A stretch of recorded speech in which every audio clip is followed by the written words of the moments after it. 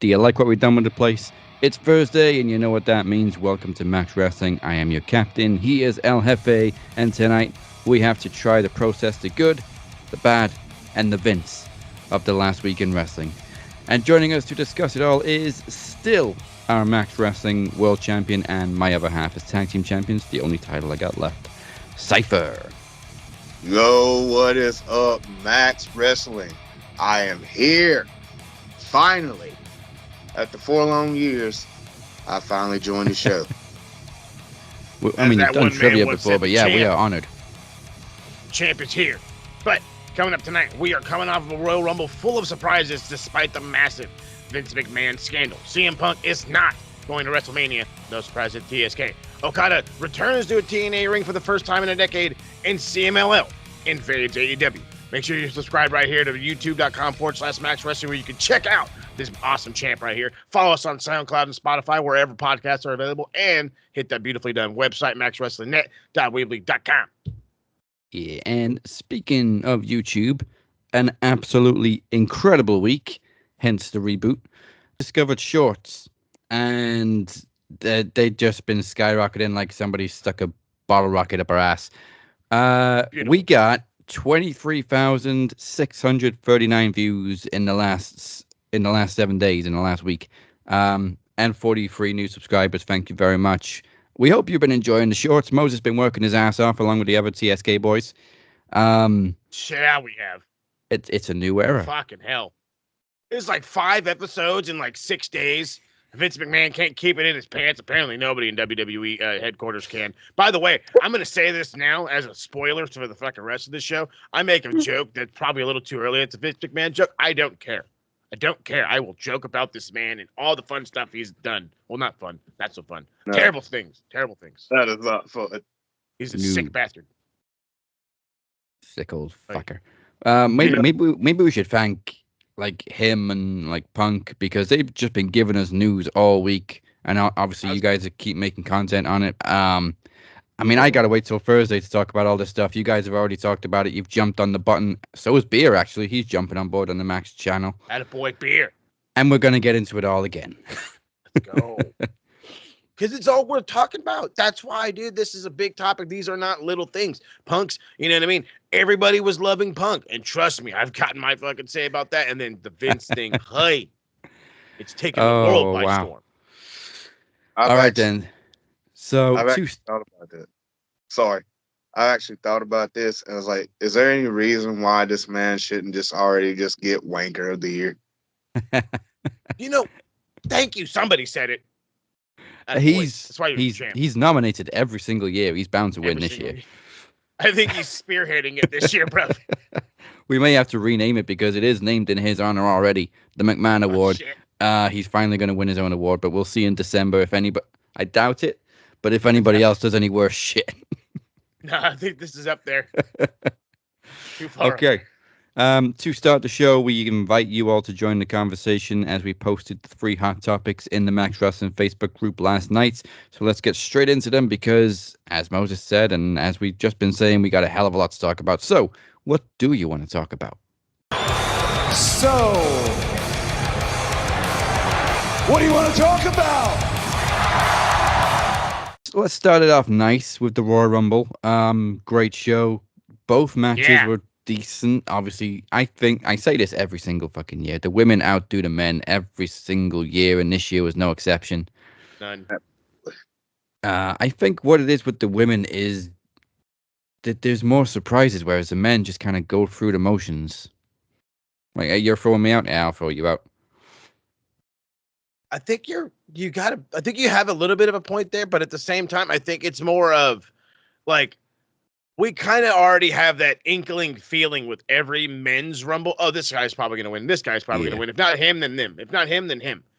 With the women, you're like, I have one person who I think could win, and then you don't know because they don't ever really give you that like ultimate feeling of it's her time, it's gonna be her, it's gonna be this. Like I had felt Bailey, and again, it's coming back from as we always say, the outsiders looking in because he wasn't always on the watch list, and now it is. Bailey didn't feel like it was gonna be her. It felt like somebody that was gonna go against Rhea, but then Charlotte got hurt. So that wasn't going to happen. So what about, what a better way to do it than to have this faction implode pretty much. I mean, that's been building, but we didn't really think it would go through the Rumble. We both called Bailey last week, but I think it was more of an inkling. We weren't like, oh yeah, Bailey's definitely winning. She's obviously winning. I don't think anything was obvious with the women this year. No. Bailey was just a good idea, and it happens to be the one they picked. They literally saw Bailey as an opportunity to be like, you know what? We kind of expected y'all to expect it, but not really, especially how stacked the Women's Royal Rumble was. Oh, yeah, it was great. And a great surprise, right? I think she was she number 3, Jordan Grace? I think Grace was like 3. It was like 3 or 5. She was really early, and that was a nice surprise, and she lasted a good while, too. Yeah, she was did. number 3. Not only that, but they really put over TNA. They announced her as a TNA Knockouts champion, as opposed to where Mickey was there. They said the Impact Women's champion. They talked about her history with Naomi. Obviously, she was already in the match. That was also a nice surprise. I mean, not much of a surprise because we kind of knew she was coming back anyway, but I didn't think it would be, boom, number 2 in the Rumble. Same. Honestly, this is probably under the radar, but the most shocking moment in the Rumble for me was the way Becky was eliminated. Not that she was eliminated, but the way she was eliminated. Because Bea and Chad were both here watching it, and so I was like on one chair, they were on the sofa right here, and from the corner of my eye, as soon as Becky got kicked out from off the apron, they both just went and literally froze for about a week. I believe it. You had to kick him off. You're like, guys, I gotta go to work. It's like, like the way she got eliminated, man, somebody got used as a battering ram to eliminate her. And that somebody, unfortunately, was Naomi. Yeah. I gotta say, a good showing for Jade, too. Hell of a showing. God. I think you're downplaying it. I'm downplaying it because, obviously, she's still not... People still think she's a little bit stiff and everything, but they showed her like a superstar. That was probably the best they could have done, and it was. They hit on every little cylinder. She got the big pop. She has the same fucking theme, which is good. I don't know what's up. Like, I guess TK is not licensed in music, whatever. But hey, that's TK don't give a fuck. In their favor, not our favor, but it's whatever. TK. But yeah, get it right, TK. But we got to fix this anyway. But no, she was great, dude. I mean, she came out with Nia, and it was the perfect time. She looked like the powerhouse. She lifting her up made easy. You know what I mean? I haven't seen anybody like suplex her. I don't even think fucking Raquel is suplex Nia. No. No. The way she came out, dominated Nia. And just eliminated her and looked at her and told her, "I'm that bitch, bro." And I was like, "Thank you, God, for Jay Cargill." Yeah, I don't think many people have lifted Nia because whenever she's taken a move, she kind of becomes dead weight. Like it's almost like she doesn't help take the move. Yeah, she sandbags. But no, I also think Jade somehow managed to look younger. It was like this is the prequel Jade before AEW. I think I said that on Facebook somewhere. She just looked fitter, healthier, younger somehow. Yeah, dude. She's just been killing it in the PC by the looks of it. Whatever they're doing at the Performance Center, keep it up. Yeah. Man, I mean, we already knew she was a killer athlete prior, you know what I mean, from all over her fucking cosplay stuff. It's like, well, you kept in great shape. You know what I mean? Now you've put it to work. But the thing that I'm the most intrigued about that whole is the idea of her and Bianca. Is as much as you could compare them to say they're similar, I don't give a shit. I got to see this. This is something I got to see. Yeah, I mean, they don't really look similar, but they're both super athletic. They both have that background. They're both strong as hell. Yeah. And obviously they both like Bianca was big in NXT, but she came onto the main roster where the casuals didn't know who she was, and she instantly became a main roster star. Mm-hmm. That stare down. Yeah, that Stare stare down down, was boy. great. Stare Bianca down licking her lips. It's like Goku versus Vegeta, female Beautifully form. said. The good thing Beautifully is, said. so I don't see either of these Man. two going for the titles at WrestleMania, so let's just put them together and have a Mania Dream match. Mania Dream match. And then of course the bad side of the Rumble, whether you like him or not, Punk tore his tricep Hooray! again. Damn. You've been liking him. Okay, yeah, I'm not gonna lie. I love it. You know me. I love a good promo, and when the promos hit, they hit, and he does well.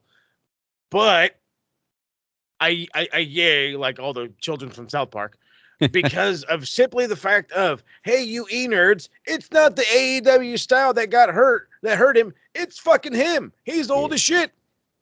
You're welcome. 45. Yeah. 45 years old. That's how old Punk is, man.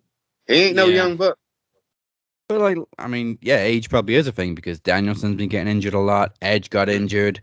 But man, he's had 3 major injuries in 3 years. Like half his AEW run was on the injured list or suspended. But whether you like him or not, you gotta admit we've lost a dream match with him and Rollins, and it was. I mean, they had the chance to main event WrestleMania. I say main event night 1 of WrestleMania 40, not just WrestleMania 40, and now 40. it's never going to happen. XL. I mean, we're probably going to XL, see but still. Seth and Punk down the line, but like this was a once in a lifetime opportunity for Mania 40, and now we're not going to get it. And even if people don't like him, you kind of gotta feel bad a little bit for him. Yes and Yeah. no. Yeah. Corey, do you feel bad for this man? Listen, whenever an injury occurs, man, it's heartbreaking. It like sets you back because there's a lot of people that got injured this year, like Charlotte, and she injured and she's not going to be able to go. Now Punk tore his same tricep that he's already tore before, and he's not going to live out his WrestleMania moment. But I tell you who doesn't feel bad for Punk, and that's Drew McIntyre. God dang, dude. God. Savage. Not only that, Drew was the one that injured him too. It was that Future Shock DDT. It sure was. It looked fine. It looked fine. I don't understand. I mean, he took the move fine, but obviously that's where he got injured because he dropped and then instantly grabbed his arm. So I don't know what happened, but it looked clean. It looked clean. But like I said, the age factor, I mean, Punk is 45 years old, bro. Like, some moves you can take and some moves is like, I don't know if you probably should have took that move or not. But, hey, Punk's a fighter, and he'll be back. He might not be WrestleMania ready, but he'll be SummerSlam ready. Yeah, and got to say his first opponent's probably going to be Drew. I don't know how much heat they actually have between each other, but I got to think maybe Punk went to Drew and like, dude, you got to run with this. Social media, Instagram, everything, just rip me a new one. Oh yeah, I'm sure he told him play it up. If not him, the Trips told him play it up, which is good. You know what I mean? Hey, it works. It'll build a feud. I mean, hell, he's kind of taking the bases off of what happened with him and Seth and that whole shit. You know what I mean? Well, now with Seth and Punk off the table, obviously we're scrambling now for who's going to face Seth at Mania. No, we're not. Personally, I think give the women the main event because no matter who they put against Seth, it's not going to have that same magnitude as him and Punk. And yes, it will. Speaking of Seth, he came out there doing Cody Rhodes's like WrestleMania like speech and was like, "Listen, I want you to fight me. Forget about Roman. Fight me." Yeah, and I like it, and I like everything that Seth said about elevating that world title. But for me, Cody isn't going to finish the story unless he beats Roman. It's not just about the WWE title, it's about beating Roman. Finish the story, Corey. They will.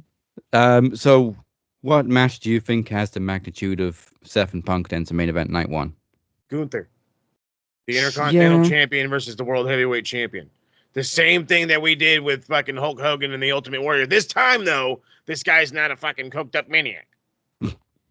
So, it'll actually work out positively. But I truly feel like this is the time. Do you know what I mean? We harp back to the old days and what used to work back in the day and the this and the this and the this and the this. Who do we really have out there to take, you know what I mean, to wrestle Gunther that matters? You know what I mean? Yeah, the idea of the Imperium blowing up, like, it works, but is it WrestleMania worthy? No.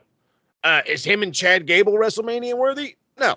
Is there really anybody else in that division, in the Intercontinental division, if you will, that's out there that's going to give fucking Gunther anything worth the while? No.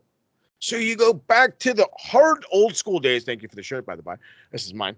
I love my wife. So you go back to those and you build champion versus champion. You know what I mean? Seth Rollins wants a worthy opponent. He wants a worthy opponent. Didn't they just have a fucking whole thing where he told him, he's like, I'm going to win the Rumble and come after him? You just set it in stone.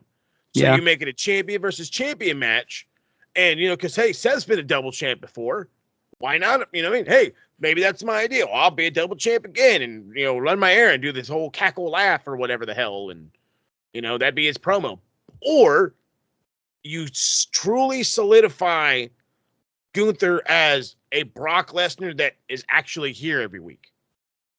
The monster, the guy that you truly have to fear. The guy that you can actually believe go for 1,200 days as fucking champion, because who the fuck's going to beat him? It's not a matter of when's the push going to end. It's who the fuck's going to beat him. Nobody. Now you have that opportunity. He's like 2 weeks away from breaking like the combined overall record as like longest reigning IC champion ever. And when he does that, just drop the title and cash it in. Yeah. Unless somebody like, steps up eventually, but like Moses says, I mean, who is there to actually step up? Because I think he's beaten everybody. Unless they bring Braun up from the NXT and bring him to the main roster, but I don't see that happening. Even that I don't see. Not before Mania. And and now you put that beautifully. So so check this out. So what do you do with the IC title? The same thing you always do with a title that gets vacated. You have a fucking tournament. So then you have the Carmelo Hayeses. You have the Braun Breakers. You have the Chad Gables, the this. You mix that field up with guys that you truly think can win, and then you give us a shocking champion. That's got to be the key, though. You got to give like a shot, like a Chad. I'm telling you, like a Chad Gable, perfect. A Braun Breaker, perfect. I mean, I'm all down for Gunther and Seth. I just still think though that like Punk and Rollins would be a more household name kind of match. Oh, for sure. Which is why I think just Rhea Ripley was robbed of her main event last year. Mm-hmm.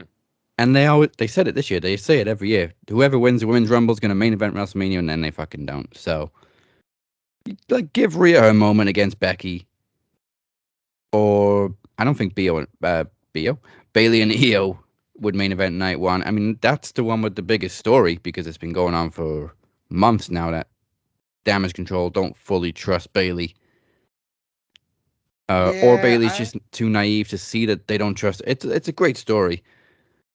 And I'm interested in how they're going to spin it. Obviously, Bailey's going to pick Io. But, is she going to turn on them, or are they going to turn on her? Or do the whole Batista moment with the 2 contracts? That'd be great. I like that. Give me that one. But also, somebody else noticed, very eagle-eyed, Dakota Kai is not wearing her knee brace anymore. So is she cleared and they just haven't said anything? Maybe. I do know that's something people were looking at and thinking about too, and it's like, I don't hate it. No, that's another one who's been plagued with injuries. Always on her knee too. Yeah, like she injures her knee a lot, bro. Like, I don't understand it.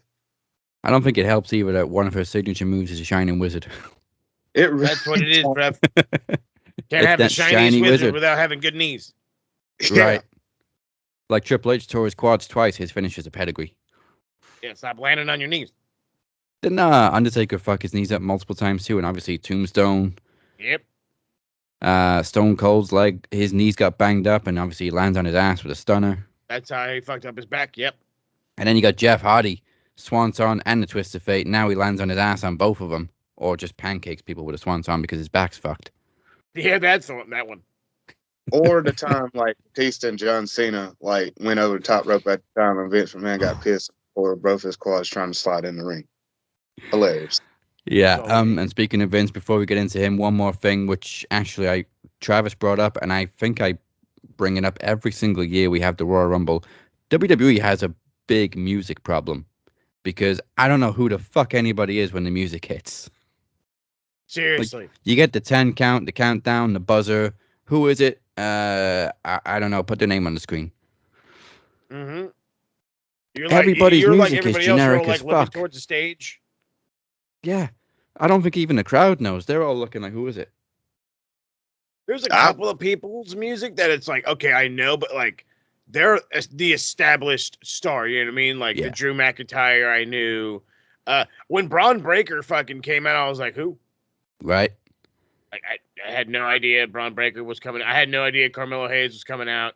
Anybody who's like not a main eventer and has like a signature like sword sheath or call their name or whatever, and it's just a generic theme and you have no idea who it is.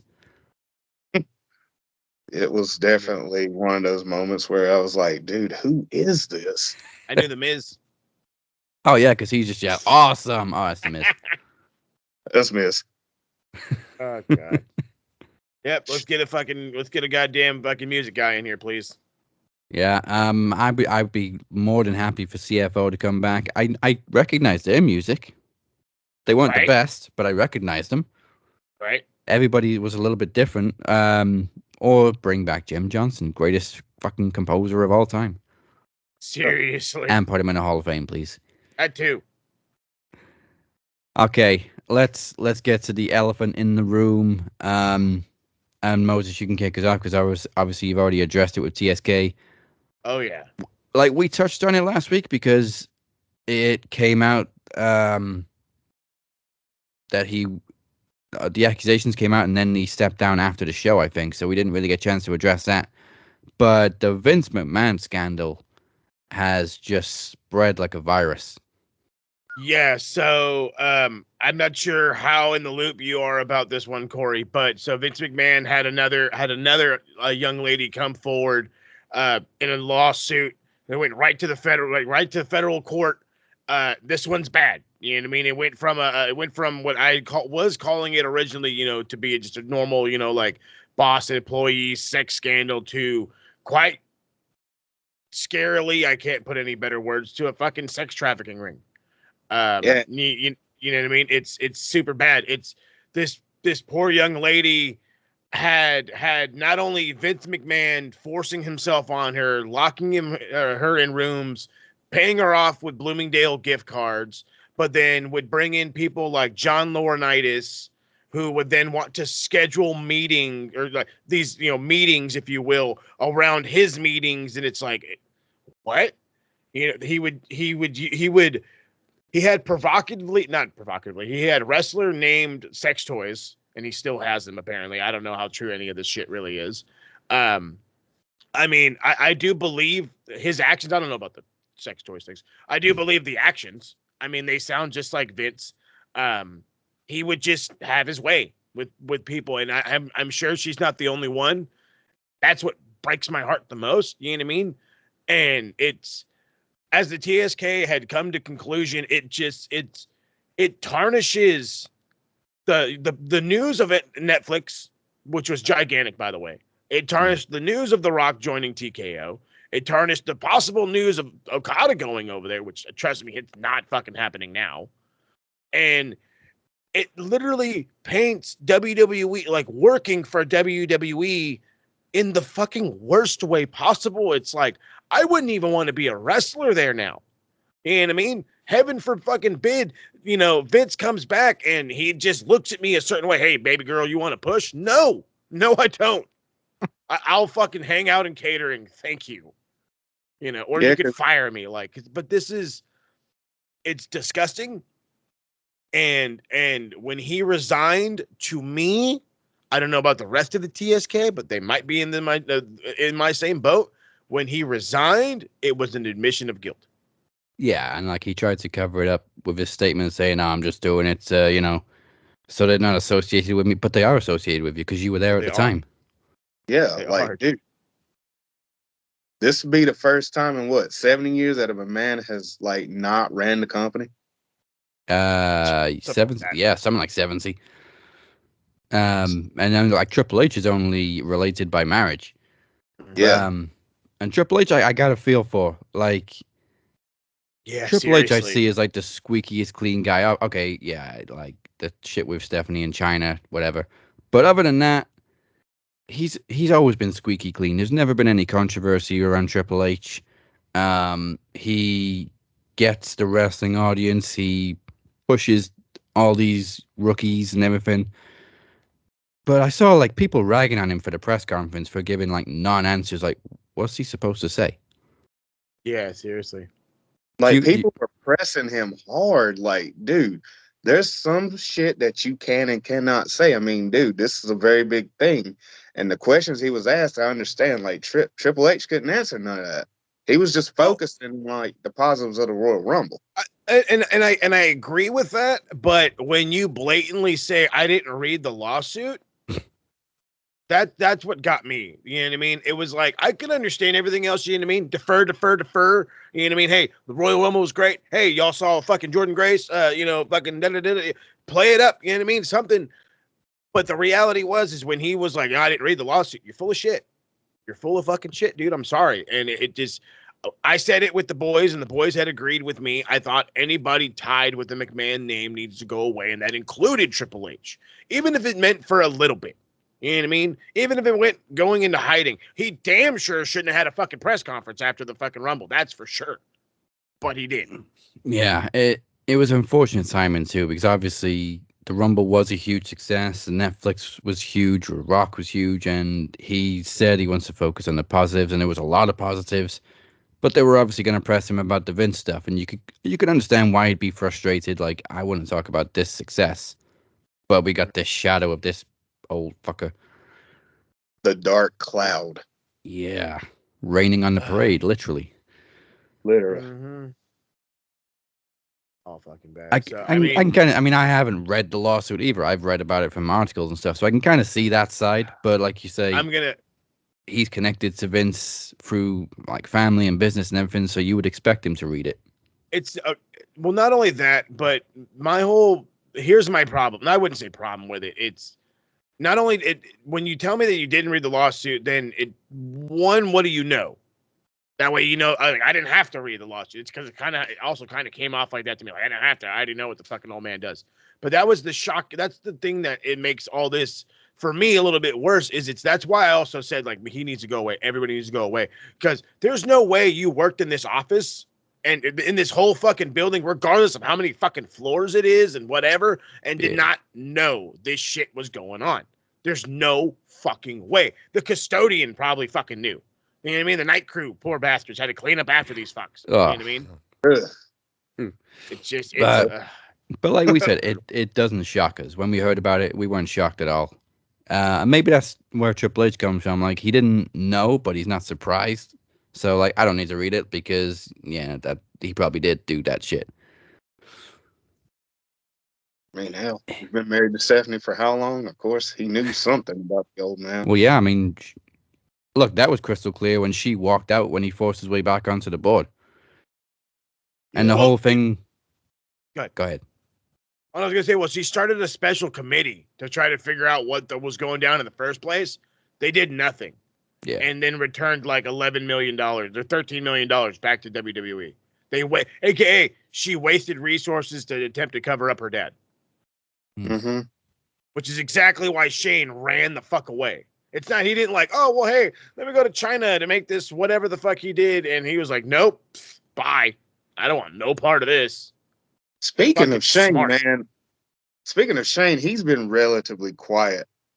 As he should be. I mean, I have seen that he's been mentioned, though, like, rumored to have tried to put a stop to this kind of stuff before. Or Vince has tried to get him involved, and he's just been like, nope. Yeah, this is fucking dumb. It's a company. You don't go fucking people in your company unless you're like, that's your wife. And you're like, oh, well, I pay her anyway. That's a terrible joke. I'm sorry. But it's true. It is true. That is his mindset. I'm Vince McMahon, damn it. I'll just get $15,000 in Blue Nail gift cards. Let that ring in your boys' head. Yeah. And whenever stuff like this comes out about anybody, I've always kind of been on the fence, like, well, I don't know, I wasn't there, I don't know all the facts. And I'm not straight up saying, yeah, Vince did it, he's a fucking dirty old fucker. But it doesn't surprise me, and I'm not shocked. And I would not be surprised if he is guilty. But of course, unfortunately, due to idiots 500 years ago accusing people of witchcraft and everything, we have to have trials. Because you can't just take everybody's word. This is true. But whatever the outcome, I hope it's all based on truth and facts, and whoever the guilty party is gets what he or she deserves. All right, before we take a look at this past week, let's go back even further in this week in wrestling history. Yeah, come out.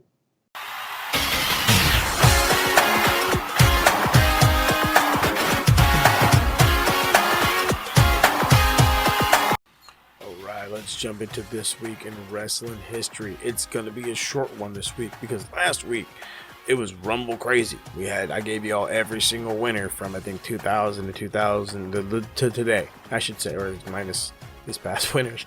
So this week, let's go with some NXT. I only got 3 for you, but let's hop into it with NXT TakeOver Phoenix, January 26, 2019.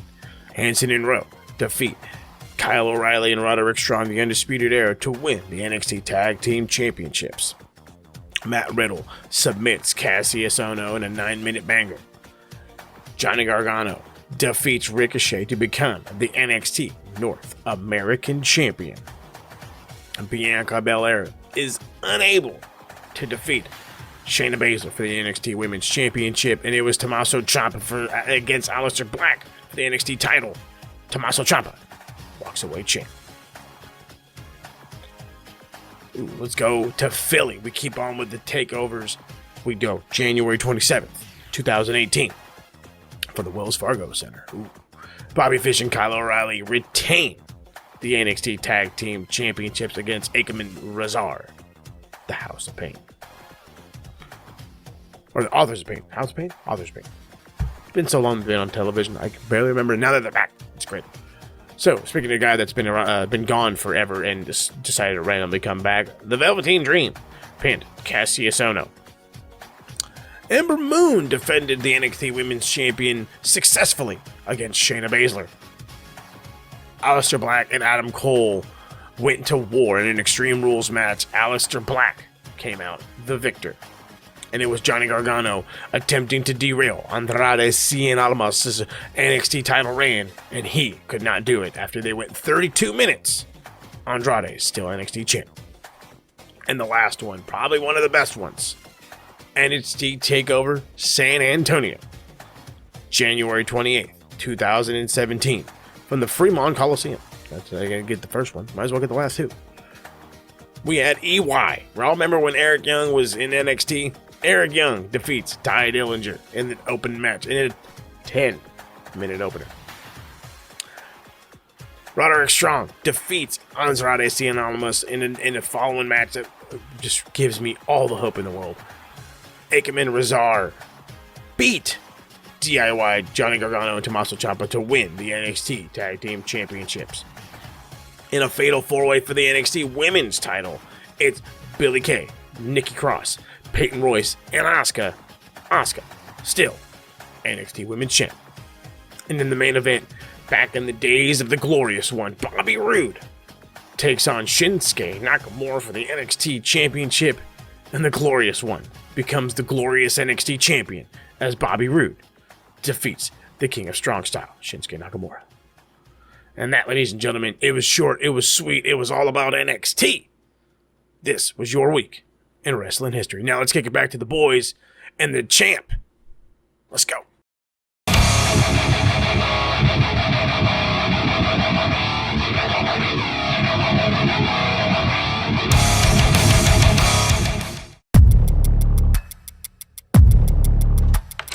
I've been on the good side and I've been on the dark side. I've sat on the jury and I've also been an outlaw. In the end, I had to do this for myself. Sometimes, you gotta take a leap of faith.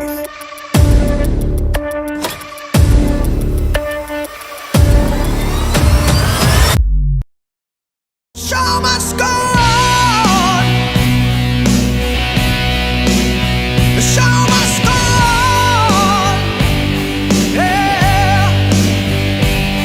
Inside my heart is breaking. My makeup may be flaking, but my smile still stays on.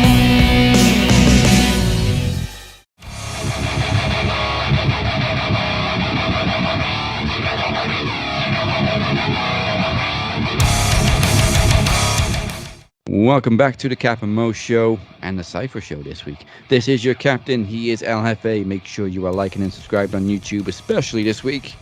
Follow us everywhere, and for all the information you need, go to maxwrestlingnet.weebly.com. Do it right now. But before we continue with some promo action, let's recap this past week in wrestling. We're obviously skipping WWE because, we predicted the Royal Rumble, all that fun stuff. But let's jump into it with some fun Impact in 3, 2, 1. Impact in 3, 2, 1. Team Wrestling!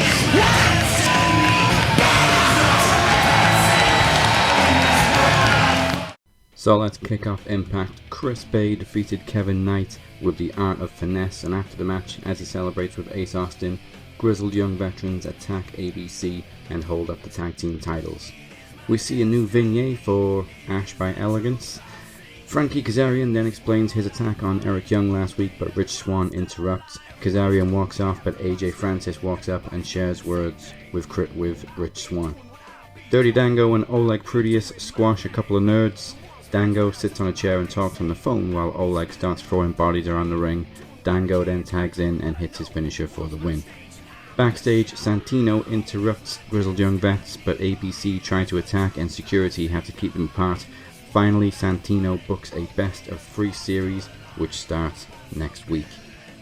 In Trinity's final TNA appearance, Jordynne Grace defended the Knockouts Championship in a Hard to Kill rematch, and as they trade covers, Grace stacks Trinity for the win.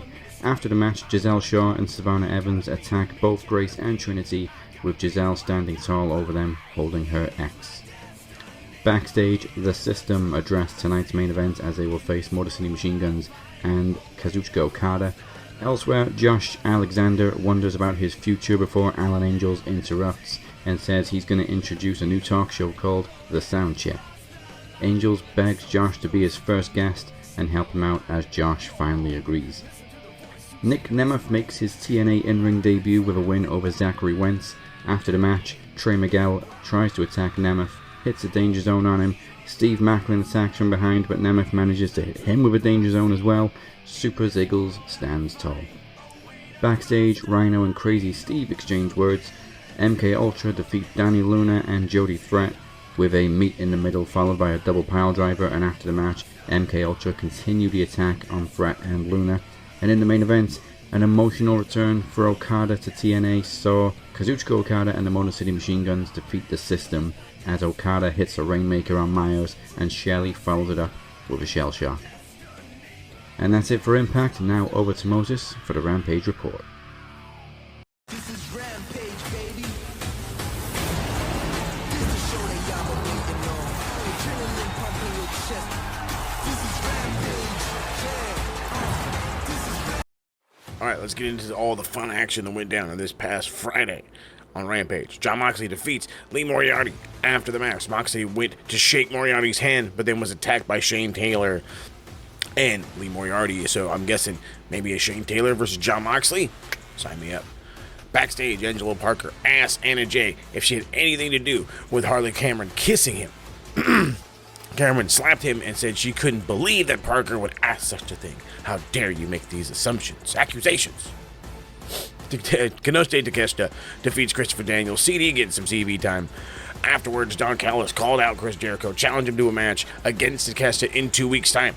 But Kyle Fletcher spoke up that Takeshita already has a shot against Jericho, so next week he wants him.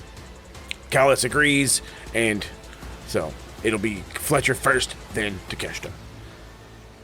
Backstage, Action Andrade and Top Flight argue with Private Party yet again because, you know, inner turmoil. That's how they do. These young cats, they don't know how to keep a cool head, these young kids.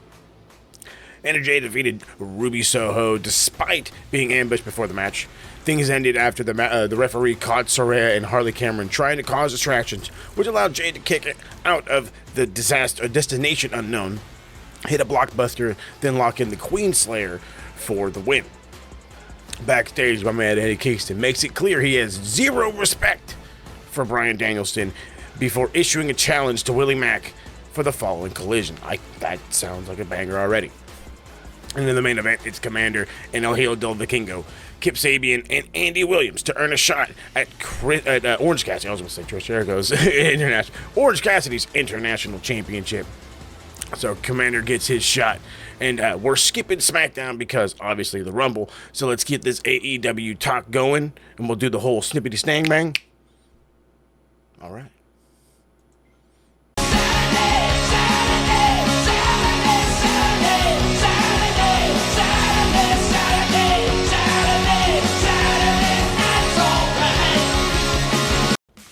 That feels better. This is like easy like this. This is okay. So went from the Rampage Roads or whatever. The Rampage Road Collision Course. Let's go. Jon Moxley and Claudio Castagnoli defeat the team of Shane Taylor and Lee Moriarty as Moxley chokes out Taylor using the choke beautifully, by the by. Beautifully mustached Roderick Strong, Mike Bennett, and Matt Taven confront Commander backstage with Strong looking for an alliance, which is kind of threw me for one, adding Commander to the loops, but hey, let's go with it. Orange Cassidy defeated Commander to retain the AEW International title as the Undisputed Kingdom watched from ringside after the match. Strong dropped Cassidy's title at his feet and left. Obviously, we're building towards Revolution. Backstage, Daniel Garcia is laid out and bloodied as Daddy Magic checks on him. Mariah May, oh my god, so the vision of her came into my head and I'd lost just all feeling. I'm sure you boys know what I'm talking about. Mariah May defeated Lady Frost with Mayday. We find out Swerve Strickland has selected Toa Luiona as Hangman Adam Page's opponent for this week's Dynamite. Hangman responds to Swerve and teases that RVD will be Strickland's opponent on Dynamite, but doesn't outright confirm it. It's kind of, it was kind of obvious. Kind of obvious. A little bit. Angus Kingston defeated Willie Mack in a proving ground match with the spinning back fist. Gotta love that spinning back fist. Bryan Danielson defeated Yuji Nagata. Mwah, beautiful stuff. With a Basaka knee. After the match, the two shook hands, but Eddie Kingston didn't buy it because obviously, you know, he can't respect no man. But Bryan Danielson's a scumbag. Scumbag. That's how they say it in New York, scumbag. Anyway, backstage, Mark Briscoe offers to replace Daniel Garcia to team with FTR if he cannot compete. FTR and then the Briscoe, I like it. Backstage, Brian Cage says he's tired of all the allegations or all the attention Hook has been getting. Hook has shown up and seemingly gave Cage an open challenge. In her in-ring debut, or return, I should say, not debut, Serena Deeb, thank God she's back, defeated Robin Renegade with the Serenity Lock after the match. Deeb says she is back to elevate the women's division and she has her eyes on the women's championship. So many women in this division. It's not stacked, it's just right. We get a video package showing various CMLL stars appearing soon in AEW, and trust me, we'll get into all those when we get into Dynamite. And in the main event, the House of Black jump Briscoe on his way to the ring, tossing him off the stage through a bunch of tables. Oh, damn it, bastards. Daniel Garcia eventually comes out with his head bandaged up, joins FTR as they pick up the win in the escape the match. Thanks to Briscoe slamming the door in Black's face as Garcia escapes the cage to win for the team. Oh my god, bumbling and stumbling and fumbling. Good stuff, quality show. But now let's get going. We got to recap the aftermath of this craziness. Not necessarily craziness, but this story-ending Rumble. So let's finish the story. But before we do that, it's time for Cap to take one for the team. Good God, he must work for Vince McMahon. He's going into Raw.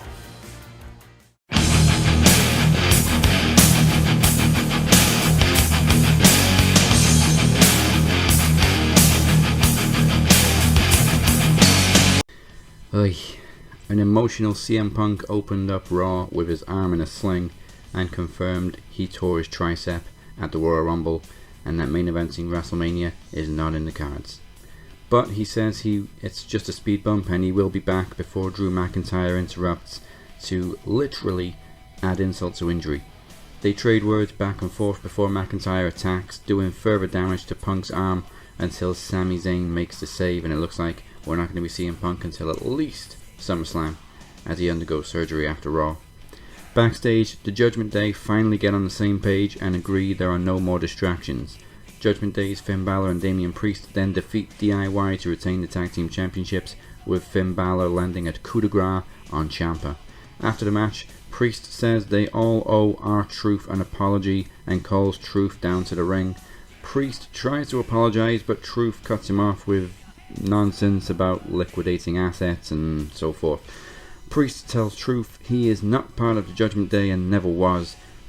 Priest then says he likes Truth, which is why he's not going to be the one to do this.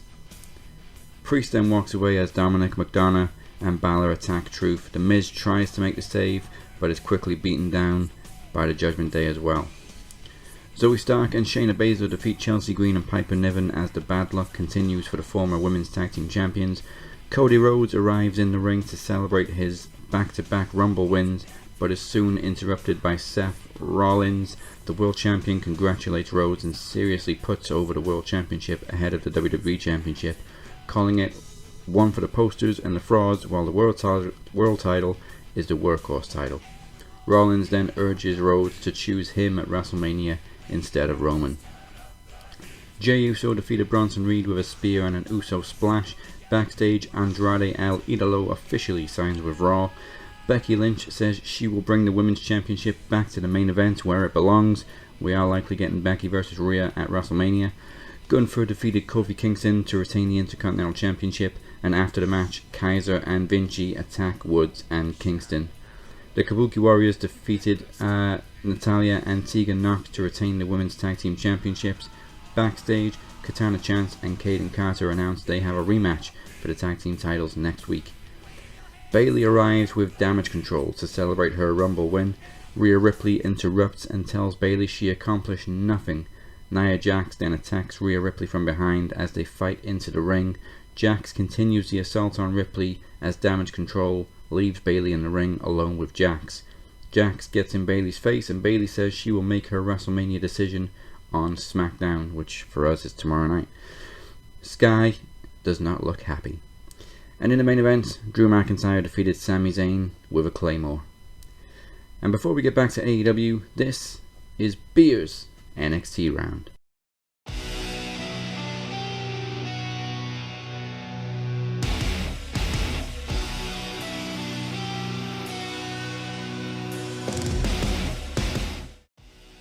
Hey guys, it's your boy Beer here for the NXT round. This is your NXT review from the 30th of January. Show kicks off with Carmelo Hayes and Trick Williams defeating the LWO to reach the Dusty Classic final to take on Braun Breaker and Baron Corbin at Vengeance Day. A very good tag team match. Great showing by the LWO, but the Trick Mello gang get the dub. After the match, Obafemi attacks the LWO and Dragon Lee comes to the rescue of the LWO. No. He gets overpowered by the massive North American champion. This guy is going to be special. Ava Raine announces that Ridge Holland is going to face Lexis King tonight after Lexis interrupts a conversation between Ava and Ridge when Ridge wanted the Gallus boys 3-on-1. Not a good idea, buddy.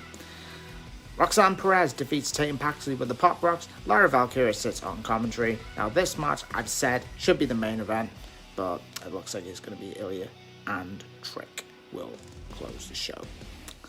Lola Vice defeats Elektra Lopez, which for me is Elektra's final NXT appearance. We all saw on SmackDown Live. She joined up with Santos, Angel, and Humberto for Legado del Fantasma. Now, I am a fan of Elektra now on the main roster. We see Dijak watching a video of him and Joe Gacy having a bit of a brawl. Joe Gacy walks in. Joe Gacy's now a face, by the way, which I'm a fan of. And then they start brawling with each other. Leads to one later on. We're right before the Heritage Cup Championship match. They were found on the top of the building. Joe Gacy gets booted by Dijak into a dumpster. Now, there is a match this Sunday between Dominik Dijakovic and Joe Gacy. No holds barred. That is going to be a war. Please bring that blood for this match. Lexus King defeats Ridge Holland in quite a hard-hitting match. My guy wins again. If he's not the NXT champion by the end of the year, Sean, I'm coming after you, buddy. During the match, the Gallus boys attack Ridge Holland. After the match, Ridge gets a steel chair slammed into his legs. What does that mean for Ridge? But Ridge has improved since going to NXT. Truck and Mello celebrate the victory backstage. Mello giving a bit of a pep talk saying, "Can you trust Ilya?" Does that mean that Ilya is a bit under pressure facing Trick this Sunday? Chase U have a promo in the ring. Is it closing for good? Are Chase U going bankrupt? The answer is no. JC Jane had other ideas. JC Jane announces that there is a women's Chase U calendar being released this Sunday. And I, for one, I will be getting that calendar. There's 12 little sweet chickadees on there. Probably advise you get it yourself. We see a promo with Tony D'Angelo, Channing Stats Lorenzo, and Adriano Rizzo showing OTM, and vice versa later on. Which means that match is going to be set for Vengeance Day, and I am fully looking forward to that. Ariana Grace defeats Fallon Henley in quite a short match. Ariana is absolutely great. She is the daughter of Santina Morella, hence where she gets her hilarious stuff from. During the match, Lash Legend attacks Fallon Henley and leads to Ariana getting the 1-2-3. Later on in that night, Fallon Henley and Ren St. Clair, they go after Jakara Jackson and Lash Legend during the Heritage Cup match. Speaking of the Heritage Cup match, Noam Dar retains the Heritage Cup against Von Wagner. Leads to the end with Vaughn putting Ura Mensah through the announce table. So that feud is far from over. To close the show, Trick and Ilya have the stare down on the Go Home show. I think Ilya will retain. I think it might be a bit too soon for Trick. I'd be surprised if Trick wins this Sunday. It's going to lead to Mello turning on Trick for me. Or if Trick wins the title, it will lead to Mello being a bit more jealous, and Mello at some point will turn heel on Trick before Mello's inevitable call up to the main roster. Anyway, out of 5, I would give the show only just about a 3. There was a lack of wrestling tonight, especially for a go home show. The tag team match to start the show I thought was great. After that, the show it just didn't seem right. It was not a lot of wrestling, so I was a bit disappointed. But for a go home show, you expect it, right? But be sure you're watching Vengeance Day this Sunday. You are in for a banger of a show. Anyway, that is your NXT roundup, and I will see you next week.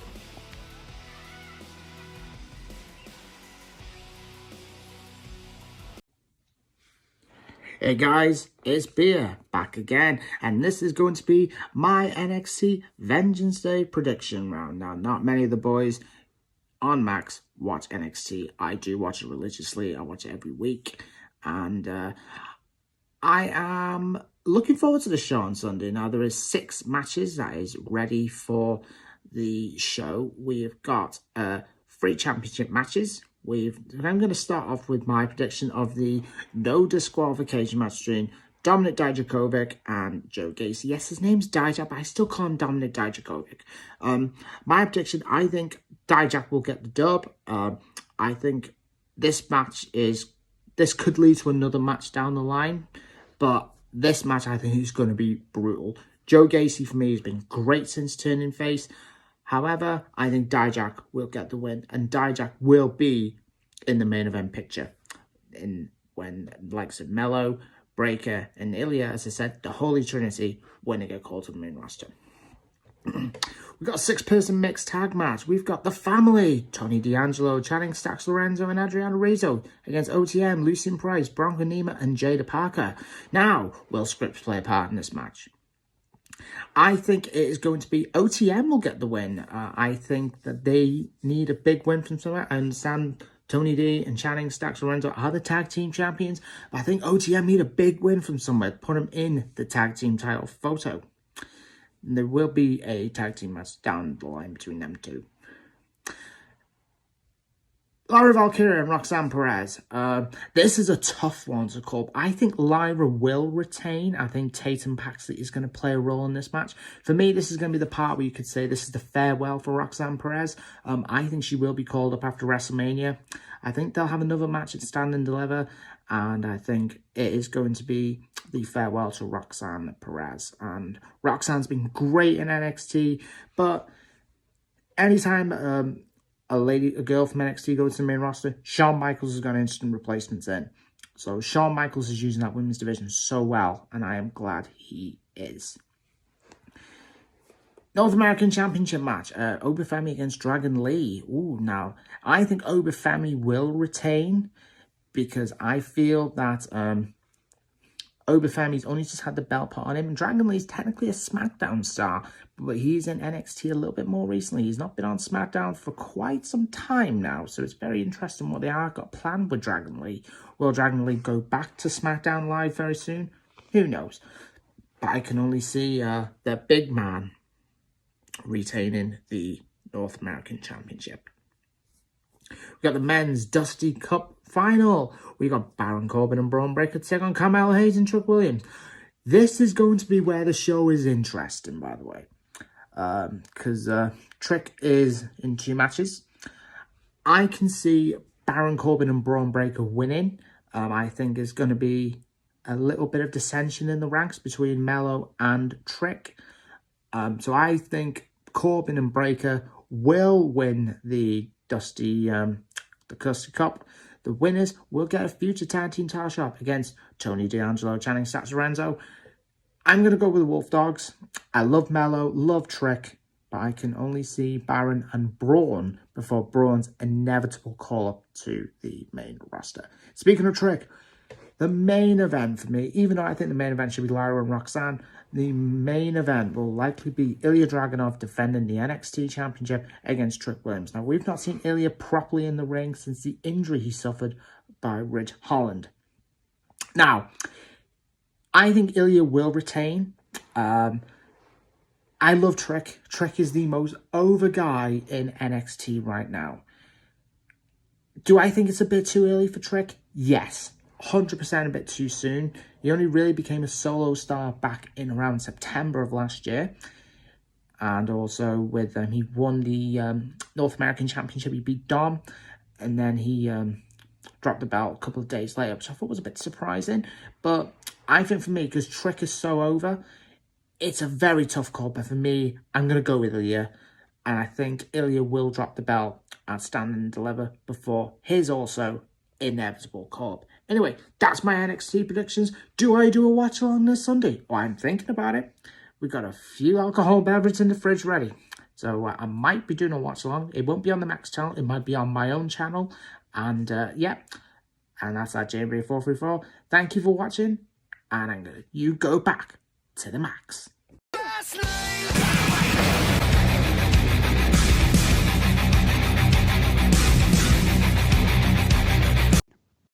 All right, let's get into Dynamite. And it was, there were some likes, there were some not so likes. But let's talk about one of the things that I'm going to harp on a little bit. In a very back and forth match for no good goddamn reason, John Moxley defeats Jeff Hardy by choking him out. He also does that stupid twisting of something in his ear hole thing. Always weirds me out. This meant Moxley was opened up on Rampage, Collision, and Dynamite this past week. Good for him. And after the match, Mox offered to shake Jeff's hand. He told him to shove it. Mox then taunts CMLL stars sitting on the outside, and they come in and absolutely destroy him. It was like Mascaras, Dorado, or no, I think I fucked that name up already. There's CMLL is invading. Okay. And that already brings up the idea that the TSK is thinking maybe the next Forbidden Door is going south rather than towards Japan. So we'll see how this goes. Hangman Adam Page versus Toa Leona in a dealer's choice match. This was so good. Leona tries to attack Hangman after the match, but Hangman dodges it. Leo rolls out of the ring and decides to just absolutely destroy a floor, a fucking chair, and just one shot, thing bent right in half. Excellent showing by Toa Leona. I mean, this guy, you couldn't have had a better match against Hangman. This was perfect. Hopefully he gets more of a better push. Don't ever call Matthew and Nicholas by their whatever names that you think you can call them by. It is Matthew and Nicholas, or it is a $500 fine as they arrive in a limo and yell at some fucking nerd. With Adam Cole on commentary, the rest of the United Kingdom are ringside as Wardlow defeats Commander despite a valiant effort from Commander. Undisputed fill the ring as Mike Bennett rolls Commander back in. There's supposed to be an extra power bomb from Wardlow. He's grabbing at his knee. Orange Cassidy and the Best Friends prevent an attack. He put it on Twitter that he's fine. A normal human wouldn't be fine. I heard today he's not fine. It's a torn meniscus. He's going to get confirmed later today, but it may not be that bad, or he might be able to work with it. So it might be like a 6-week rehab or something. Who knows? Maybe they'll just say fuck it, and he might just grown man it out. But again, seeing the expression, seeing how he walked, NFL guys do it all the time. You can't hold your emotions back. I knew it was a fucking bad injury. Ski-Bone doing backstage interviews, sit down style in a fucking high school gym. What it looked like. Darby Allin and Sting trade words with Ricky Starks and Big Bill, who has apparently just one hat. Ahead of their match at Revolution, and it's gonna be good. I think this actually is next. Isn't it not next week? It's not at Revolution. Revolution. It's a month away now, March 3rd. That's right. Oh, that's right. March 3rd. I don't know why I thought it was February. Jumping ahead of myself. Chris Jericho defeats Kyle Fletcher before Tenosuke Takeshita stares him down on the stage. Dude, they tried everything to fucking beat goddamn Chris Jericho, and he came out looking like goddamn Brock Lesnar. I love it. Good job, AEW. In a video package, Gianna Prazo shares a story of her matching tattoos as they got with Tony Storm as they were traveling Japan, chasing their dreams. What does that tattoo mean to you, Tony? Fucking great. Tattoo. It's a two, that's right. In a segment with no good goddamn purpose other than to put themselves over, which, hey, why not? The Bang Bang Scissor Gang have fun with some words. They say, hey, we fired Card Blade a long time ago. Get the cardboard juice or whatever was it? With card juice or juice board, I think is what they called it. Yeah. I forget, but it was fucking hilarious. And then Austin tries to take his dad's thing. He's like, I'm literally standing right here. Oh, shit, my bad. So fucking good shit. Backstage, Nicholas and Matthew, you cannot call them the Young Bucks. Just Matthew tell Darby that Sting is leeching off of them and that he should form a trios. Which I kind of don't hate. But in the main event, Samoa Joe on commentary. If his commentary isn't great, and Tony Storm's is fantastic, but fucking Samoa Joe's just on that level, which we didn't talk about. Tony Storm, you cannot do commentary. I can't watch the match when you do commentary. You're too goddamn good. And somebody stopped pissing on Tony Storm's seat. And apparently it's a suplex.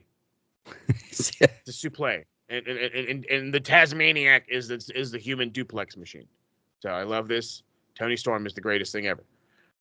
Swerve Strickland defeated Rob Van Dam in a hardcore match. Hangman appears on screen and tells him, he's like, the great thing about dealer's choice is not only do you pick the opponent, you pick the match. Rob Van Dam looked fucking great. I don't understand how his body looks like he's 25 and his face looks like he's 57. Yeah, but it does. I mean, as Taz said, Van Dam is somehow always ready to go. Seriously. Yoga. I swear it's that DDP yoga. It's got to be the DDP yoga. Yoga and After 420. The match, Hangman confronts Swerve, and they finally agree to have one more match. I was hoping for like a steel cage or whatever, but it looks like winner gets Samoa Joe, and it goes down next week. Yeah, I mean, we weren't sure how they were going to up the stakes after the death match, but like you got a world title shot on the line, so I guess that'll do. Yeah, I like it. It's good stuff. What'd you think? What'd you think there, Corey? Did you like this? Are you pulling for Swerve or are you pulling for Hangman? I'm gonna be honest, like both both have banger matches when they face each other. Like, you know, it's hard to tell at this point, but if I had to go with anybody right now, you got to go for the person that's been red hot ever since. And I'm going to say Swerve Strickland's going to take that. Right. Swerve when I drive. Swerve until I die, because he's the man. Still to come, the captain goes to therapy. We award twat and yeet points, but first, Beer would like to address his attack at the hands of Anon Mascaras at last week's podcast promo Rumble, which cost him the world title. That masked fucker. Well, enough is enough, and it's time for a change. I try to be a nice guy. I try to play by your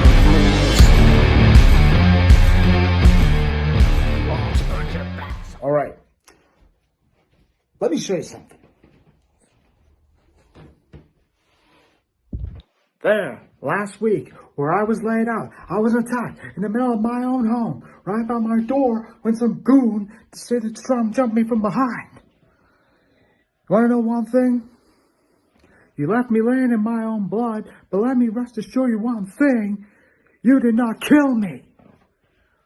Anon Mascaras, I don't know what you're trying to prove, or I don't know who you are, who you think you are. Well, let me tell you what, you hide behind a mask. Not a sign of a coward, it's a sign of a weakness. But let me say one thing to you now, boy. You want to mess with me? And pal, you're messing with the wrong fire-breathing son of a bitch. And believe me, when I find out who you are, you're going to get the absolute worst thrashing of your life. Not only will I rip that mask off your face, not only will I make you scream for your life, and I'm going to make you pay for your sins. Anon Mascaras, you cost me the shot of becoming the world heavyweight champion. The old saying, payback is hell.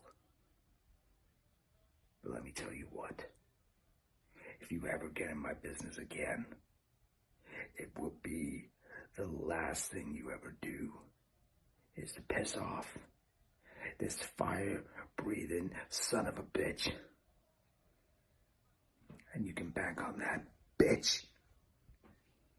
Thank you all so much for joining us for Podcast Promo Rumble 9 last week. It was emotional, to say the least. But we also unveiled a surprise new event coming on February 29th, the first ever Max Wrestling Leap of Faith. We're now officially on the road to WrestleMania and Promomania, and it all goes down in just over 3 weeks. Yeah, 3 weeks. Speaking of surprises, we are already seeing one into our main event as the World Champion Cypher is isn't a challenge to none other than the man they call the Kingpin. He's a doctor now, ladies and gentlemen. Just address him correctly. Dr. Kingpin. Dr. Kingpin. We last saw the Kingpin congratulate Cypher on his Lionheart Award just a few weeks ago. But it has been over 2.5 years since we last saw him compete. Will he accept his challenge? I am buzzed to see the Kingpin again. I'm buzzed to see the Kingpin too, because that's when you're already at the top, you know, you want to get higher on the food chain. So I want the Kingpin at Leap of Faith. Like, I want him. I will do literally anything to face the Kingpin and beat him at Leap of Faith. Wow. Yeah, and like Travis said last week, Kingpin is notoriously the hardest man on the planet to get hold of. So Kingpin, if you do happen to be listening, please accept the challenge. But you can go to maxwrestlingnet.weebly.com/leap for more information and on the subject of challenges. Last week, I lost 3 titles. Knowledge, TV, and even the predictions. But still got 1 left. So I figure let's go all or nothing. I got my co-tag team champion right here this week. So how about we issue an open challenge for Leap of Faith? Tag titles on the line, best of 7 trivia. I'm down with it. Like, who's gonna step up and take the tag team titles? Because there's people out there that wants to. I know there's people out there hungry and they want it. So you're gonna have to show that your appetite's right. Because if it ain't, get the fuck away from the table. Tell it like it is, big dog. Tell it like it is. All right, we'll see who steps up in the coming weeks. Whoever it is that does want to face us, you got like 3 weeks. So step up. Let's go. This is gonna be interesting. All right, then. Let's put some bad points on the board. It is time for this week's Twatometer. Breaking the fucking scale today. Expect even less from a bunch of neckbeard stinky twats. And we're going to put multiple points on the board this week, too, because we have a special guest. Cypher also gets to put some twat points on the board. Fuck yeah, right, baby. Let's go. Who are we going with first? Who's been naughty this week? I mean, we all know who's been naughty this week. I can't. So we've said it. It's already like a 5-pointer. I think we gave Naito 10 because Naito. It's my fucking Naito. I'm gonna I said I'm breaking the scale. So an easy 100 twat points to Vincent Kennedy McMahon. Like guaranteeing you to win it this year. And if it's not, I'm going to be flabbergasted. Do you understand me? Flabbergasted. The limit is 5 points, but for Vince McMahon, I'll make an exception. For Vince McMahon, he gets all the twat points. All of them. Every single one of them.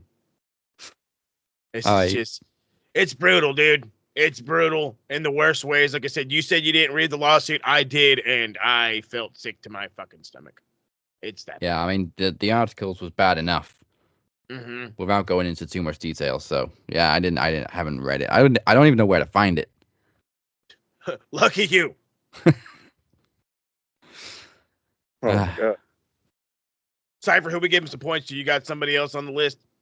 Who else has been a piece of crap? Man, listen, I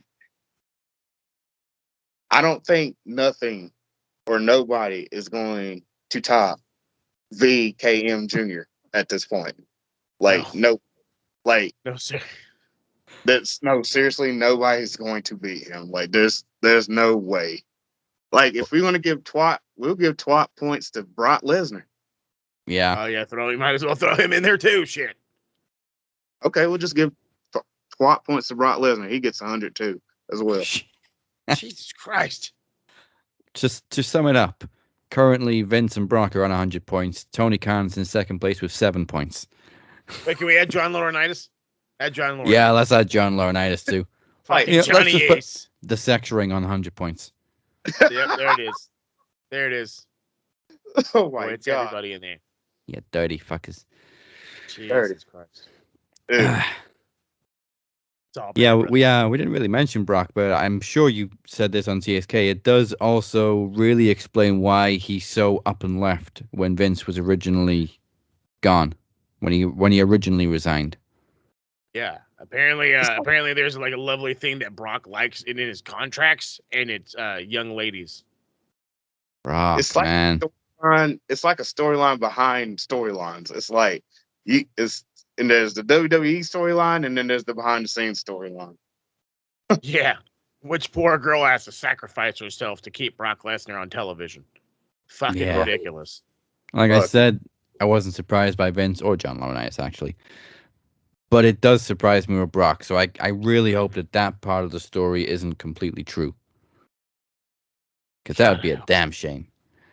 It would be. Yep. All right, then. I don't think I'm going to give 100 yeet points out, but let's get some good points on the board for the Yeet-o-meter. Yeet? Yeet? You feel me? For real. Do you feel him, sir? Do. Points, as a consolation, let's give 10 yeet points to CM Punk. And I'm going to give 50 to Cody Rhodes. There it is. Actually, 50 to Bailey, too. Give them both points for winning the like Rumbles. winning back-to-back Rumbles is not an easy thing to do, not because it's physically difficult, because they can book you to do whatever, but for that to be accepted by the fans in this day and age is great. Yeah. That's great. Serious, like, yeah, great point. We didn't harp on that. Like, that was, I haven't heard a single people say anything negative on this. So yeah, I love it. No, like I really expected, like if Cody wins back to back, people are gonna bitch and moan like, oh, it was obvious, and oh, he won 2 Rumbles back to back. But I think maybe the way they booked it and the fact that everybody is sick to fucking death of Roman Reigns, people have accepted it as a great booking decision, and Cody is finally gonna finish the story. If he doesn't this time, I don't know what the fuck to do. Like, you gotta win this time for the love of God. You have to win, because right now, if we do another year of Roman as champion, I'm gonna go to WWE and face Roman myself. Right? Jesus Christ. No, I can't do another year of this shit. Please, God, no. Yeah. Roman can't do another year of this shit. He's barely there. No. I was gonna say, right? Yeah, no. Stop it. Surprisingly, that's Cody's first time on the Yeet board. Hey, he's the fucking guy that helped get it over. Good job. Yeah, Naito was obviously top with 10 points. Deonna Purrazzo, Randy Orton, Tony Storm on 5. Eddie Kingston on 4. AJ Styles, Jey Uso, and Sting on 3. Punk is now actually on 7. And over on the Twatometer, Punk is on the bottom of that one with 2 points. Eric Bischoff and Lexis King have 3. Shawn Michaels has 4 points because of the whole Ridge Holland thing. Yep. Ryback, Kevin Dunn, the IWC, and Goldberg all have 5 points. Ric Flair has 6 points. Tony Khan has 7 points. And then you got the Sex Ring on 100 points. Mm-hmm. And nobody's knocking him off the top. Nobody's knocking him off the top this year. No. Wow. That's I'm going to be very interested to see who even comes close to second on that Twatometer by the end of the year. Seriously, and how close, too. All right, then. Well, thank you for joining us. I hope we rocked you harder than... Oh, I can't even make a joke about this. Vince McMahon's stuff. But yeah, that rocked us pretty hard this week. I can't even make a joke about it. But it is now time, before we go anywhere, for a slightly renamed segment, because it's not just about the Retro Rewind anymore. It is time for you Pantsernut Geeks to find out what Moses and the TSK have for you on this week with Click Talk. Or Click This.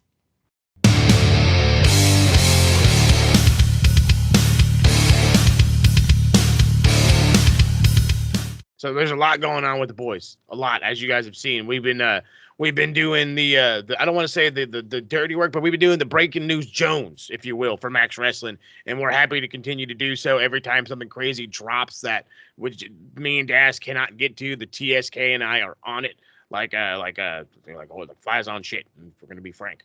So we've been on top of everything. The CM Punk episode actually had already dropped. Hopefully you guys caught that one before this one. It is a doubled up Thursday. If we didn't talk about it at the beginning, you get a TSK and a Max today.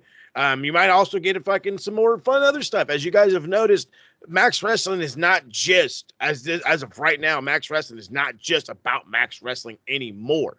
It's about content. It's about what we can bring to you, what we can offer totally to you, and it's become a lot. So it's gone from Max Wrestling to some fun stuff. What was it? They did the Hollywood. What was the Hollywood show you guys did when you were doing the movies? Oh yeah, and Netpicks. There was that one. There's all this fun stuff. Now we have kicking in with the TSK, who's again covering all the fun stuff that Max Wrestling can't. You've got some sports coverage. You got your boy talking footy. As we can see, beat Brentford yesterday. I don't know what the fuck happened with that team, but hey, Ange Ball works, but it gives you a heart attack at the same time. And eventually, and I do mean eventually, and it's just because, life is hard and a lot of things happen at once. There's going to be another sports one coming out, Bolt Rant. And with all of that, there will be continuous shorts. The branch out to TikTok will continue to happen. Instagram will get flooded. The same thing. We are on a rise, ladies and gentlemen. I assure you of this. And as we have seen, we've unlocked the door of success. And we have no plans of walking out of them. So not only will you get more shorts, will you get more episodes. We are going to try to make a schedule. I know the TSK is going to try to make a schedule. Maybe we can try to go weekly at some point. The more we can bring to you, the better, and hopefully we can move on from there. Plus, remember, y'all got to remember, if you come and hang out with us on the Facebook, you have a chance to beat Travis Anderson as a group MVP. You could be the guy, the first person to win the first official Max Wrestling t-shirt. You want to do that, and the best way to do that is follow us on all the beautiful socials, SMRPodNet, Evil Twitter, the Max Wrestling UK, Captain 512. Check out the Max Wrestling website, maxwrestlingnet.weebly.com. Do not forget to hit the subscribe button, follow button right here, Facebook, Twitter, Instagram, TikTok. I mean it everywhere, where the takeover has begun. And now we close the show with the Cap taking the time to really get in touch with those feelings, and he is going to therapy.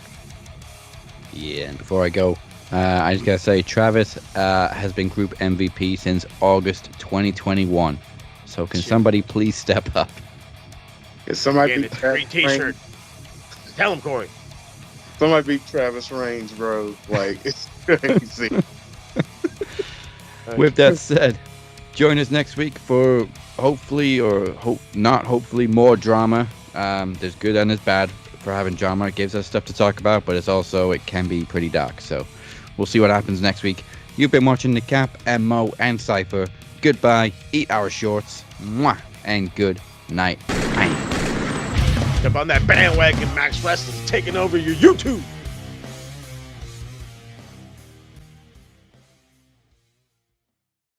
$300 days. 300 days is a long time. For 300 days, I was a king. I had the run of a lifetime. And it will never happen again. This was now or never. Now, it's never. I'm not gonna lie. This one stings. I used to think my reign was a comedy. Now I realize it's a tragedy. Excellent promos by both, but we gotta go off the timage. And the Daz came in 7 minutes, 21 seconds.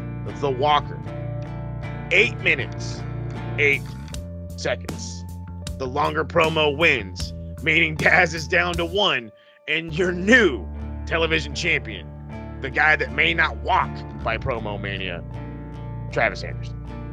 I knew I should have gone 1 more minute.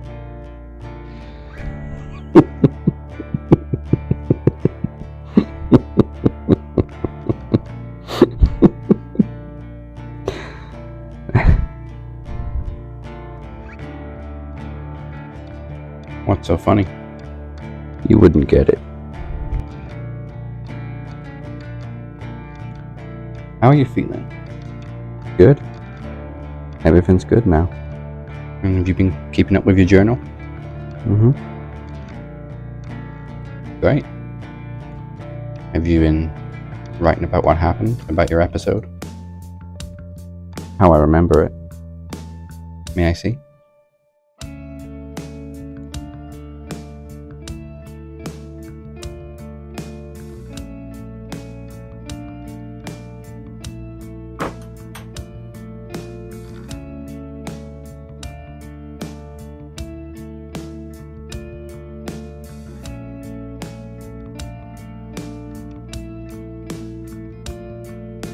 They're infected.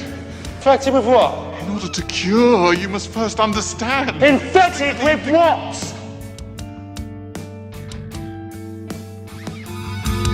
Rage.